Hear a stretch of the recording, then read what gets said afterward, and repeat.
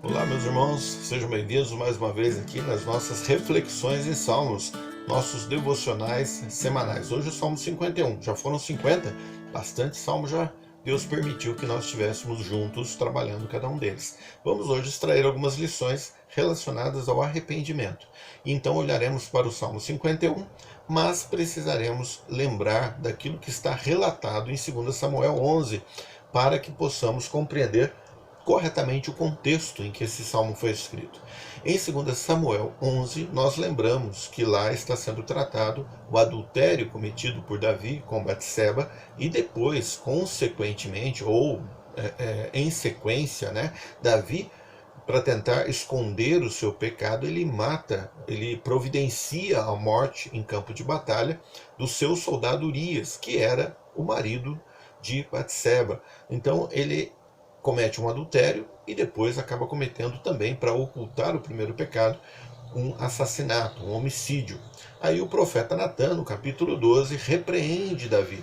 E no versículo 13 desse capítulo nós encontramos Davi se arrependendo-se do seu pecado, e também nós vemos Natan afirmando que após o seu arrependimento, Davi já não mais seria morto, não morreria mais, porque Deus o perdoou. Nossa vida também é uma vida de pecados, de arrependimento e de retomadas. E nós precisamos lembrar dessas lições constantes do Salmo 51, que é esse salmo escrito pelo rei Davi. Esse é o cenário.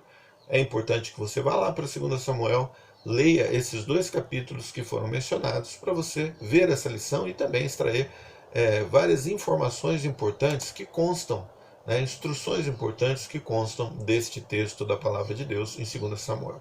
Esse é um salmo, então, que nós devemos extrair essas lições, porque é um salmo que nós vivemos situações semelhantes todos os dias. Não quer dizer que você seja um adúltero ou que você seja um homicida, mas crimes terríveis são cometidos por nós todos os dias, até porque todos os pecados são ofensivos ao Senhor, e nós ainda somos pecadores. Devemos lembrar também de outro texto que não faz parte do Salmo, que é 1 João 2,1, onde diz que quando nós pecamos, nós temos um advogado, o melhor dos advogados, o mais competente, o único que pode verdadeiramente nos livrar da morte, que é o Senhor Jesus Cristo. E esse texto precisa estar em nossas mentes. Vamos aos conhecimentos, a essas instruções constantes desse salmo. Farei uma divisão um pouco diferente, não sequencial, mas pulando apenas para aqueles versículos que estão agrupados no mesmo assunto, numa mesma informação, no mesmo ensinamento. Então vamos lá, o primeiro grupo diz de um Deus misericordioso. Nós precisamos lembrar sempre que o Deus nos perdoa não pelos nossos méritos, mas porque Ele é um Deus misericordioso. Versículo 1, versículo 11, versículo 14. Tem misericórdia de mim, ó Deus, segundo a tua benignidade. Apaga as minhas transgressões segundo a multidão das tuas misericórdias. E aí eu vou para o versículo 11. Não me lances fora da tua presença e não retires de mim o teu espírito. Versículo 14. Livra-me dos crimes de sangue, ó Deus, Deus da minha salvação, e a minha língua louvará altamente a sua justiça. Deus é o Deus de misericórdia, que age no perdão para conosco, não pelos nossos méritos, mas por causa da sua benignidade. Segundo ponto, nós encontramos que Deus tem poder para nos restaurar. Nós não conseguimos nos restaurar, nem ninguém consegue nos restaurar verdadeiramente. Deus consegue. E isso está sendo nos dito no versículo 2, 7, 8, 9, 10 e 12. E eu faço a leitura, então, de cada um deles. Versículo 2. Lava-me completamente da minha iniquidade e purifica-me do meu pecado. Versículo 7. Purifica-me com hisopo e ficarei puro. Lava-me e ficarei mais branco do que a neve. Versículo 8. Faze-me ouvir júbilo e alegria, para que gozem os ossos que tu quebraste. Versículo 9. Esconde a tua face dos meus pecados e apaga todas as minhas iniquidades. Versículo 10. Cria em mim, ó Deus, um coração puro e renova em mim um espírito reto. Versículo 12. torna a dar-me a alegria da tua salvação e sustém-me com um espírito voluntário. Devemos desejar que Deus nos lave e purifique e saber que Ele pode fazer isso. O Senhor nos castiga quando nós erramos, porque somos filhos amados dele, e nenhum pai que ama seu filho deixa o filho andar no caminho torto. Então Ele nos castiga e nos corrige, isso é dito em Hebreus. E quando Ele nos castiga, nos corrige, Ele espera o nosso melhor. Quando nos arrependemos, não há o porquê desse castigo continuar. E Deus então restaura a nossa alegria, recobra o nosso gozo, a nossa felicidade, criando em nós um coração puro e cada vez um espírito mais inabalável. Também é importante, aqui nós encontramos nesse salmo, Davi fazendo isso, e que nós façamos assumir os nossos erros, reconhecer e assumir os nossos erros. Quem está doente, o primeiro passo para que possa ser curado é reconhecer que está doente. Então nós, quando pecamos, a primeira coisa é reconhecer os nossos pecados, para que possamos nos arrepender e ser restaurados. Versículo 3 e versículo 4. Porque eu conheço as minhas transgressões, e o meu pecado está sempre diante de mim.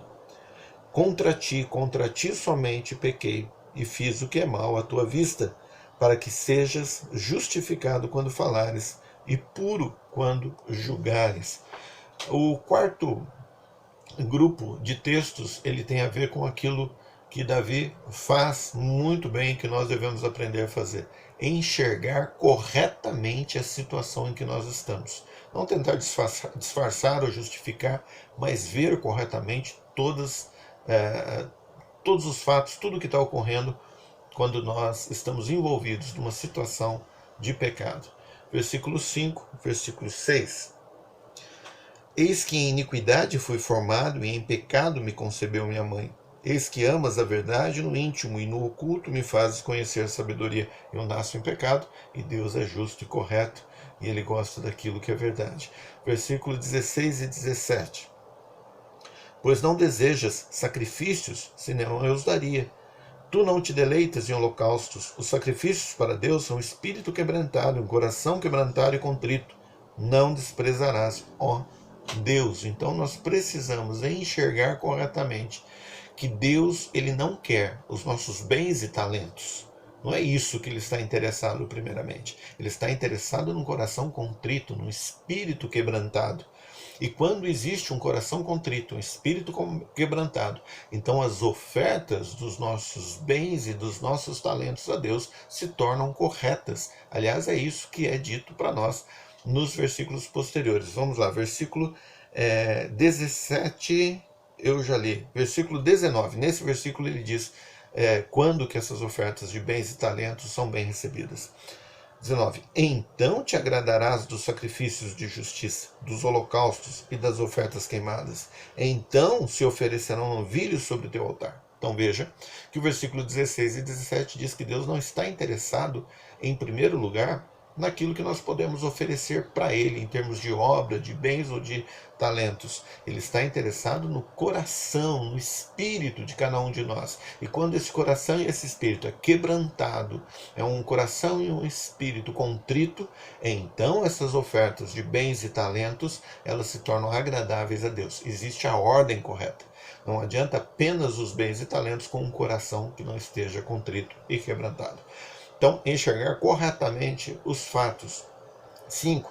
Tenho de usar a experiência do erro passado para combater o pecado futuro. Então, veja o versículo 13. Então ensinarei aos transgressores os teus caminhos, e os pecadores a ti se converterão. Veja que Davi, no seu pecado, tinha intenção de ser restaurado para instruir outros que não caiam no mesmo pecado. E nós deveríamos ver da mesma forma que Davi. Ponto 6. Deus merece o meu louvor, mas um louvor correto. Então, vamos lá, versículo 14, versículo 15. Livra-me dos crimes de sangue. Nós já lemos esse versículo 14 anteriormente, mas ele se encaixa aqui também. Livra-me dos crimes de sangue, ó Deus, Deus da minha salvação, e a minha língua louvará altamente a tua justiça. Versículo 15. Abre, Senhor, os meus lábios, e a minha boca entoará o teu louvor. E daí nós temos ou lembramos do versículo 16 e 17, como que deve ser esse louvor, um louvor correto, um louvor que parte de um coração contrito, quebrantado, um espírito contrito e quebrantado, e vai então para as ofertas e sacrifícios. Ponto 7, só Deus pode nos proteger e fazer prosperar. Versículo 18, faze o bem a Sião, segundo a tua bondade, edifica os muros de Jerusalém. E vou ler novamente o versículo 19, que nós já vimos com relação à oferta, mas para encerrar esse salmo. Então te agradarás dos sacrifícios de justiça, dos holocaustos e das ofertas queimadas. Então se oferecerão novilhos sobre o teu altar. Irmãos, pecado, visão correta, confronto do profeta, visão correta dos fatos, arrependimento, clamor a Deus, restauração da alegria, um coração puro, um espírito contrito, um coração puro e um espírito contrito e quebrantado, que Deus não despreza e da onde vem um verdadeiro louvor, partindo deste coração e desse espírito, e sendo entregue a Deus então os nossos bens, sendo entregue a Deus os nossos talentos, de forma correta diante do Senhor, em alegria, e também usando daquilo que ocorreu conosco, para a instrução daqueles que ainda são transgressores, para que se arrependam, e o nome do Senhor, Deus, seja louvado e adorado. Que Deus te abençoe.